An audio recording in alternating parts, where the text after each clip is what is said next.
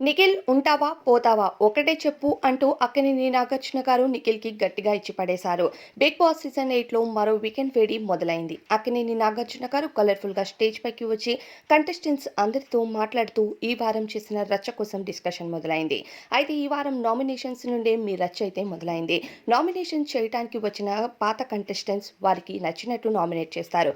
మీరెందుకు అంతగా ఫీల్ అయిపోయారు అంటూ కంటెస్టెంట్స్ అందరికీ గట్టిగానే ఇచ్చి పడేశారు. ఆ తరువాత ఇక నిఖిల్ ని నిలబెట్టి ఏమయ్యా నిఖిల్, నిన్ను నామినేట్ చేసిన విధానం పైన నువ్వు బాగా హర్ట్ అయినట్టున్నావు. నామినేషన్ ఎందుకు చేశారో ఆలోచించడంలో తప్పులేదు, కానీ ప్రతిసారి ఇంటి నుండి బయటికి వెళ్ళిపోతానంటూ నీ ఓన్ డెసిషన్స్ తీసుకోవడానికి బిగ్ బాస్ హౌస్ కి వచ్చావా అంటూ నిఖిల్ ని కూడా గట్టిగానే ఇచ్చుకున్నారట నాగార్జున గారు. ఉంటావా పోతావా ఒకటే డెసిషన్ పెట్టుకొని బిగ్ బాస్ హౌస్ లో ఉండాలి. ఒకరోజు ఉంటాను అనేటట్టు ఆట ఆడుతూ మరో రోజు వెళ్ళిపోతాను అన్నట్టు బిహేవ్ చేయటం సరైనది కాదు. నువ్వు ఇప్పటి వరకు స్ట్రాంగ్ గా గేమ్ ఆడుతూ ముందుకు వచ్చావు. అలానే స్ట్రాంగ్‌గా ఉండి గేమ్ ఆడి గెలవాలి, కానీ ఇలాంటి ఆలోచనలు పెట్టుకోకూడదంటూ నిఖిల్‌కి క్లారిటీ ఇచ్చారట నాగార్జున గారు. మరి దీనిపై అభిప్రాయాన్ని కామెంట్స్‌లో చెప్పండి.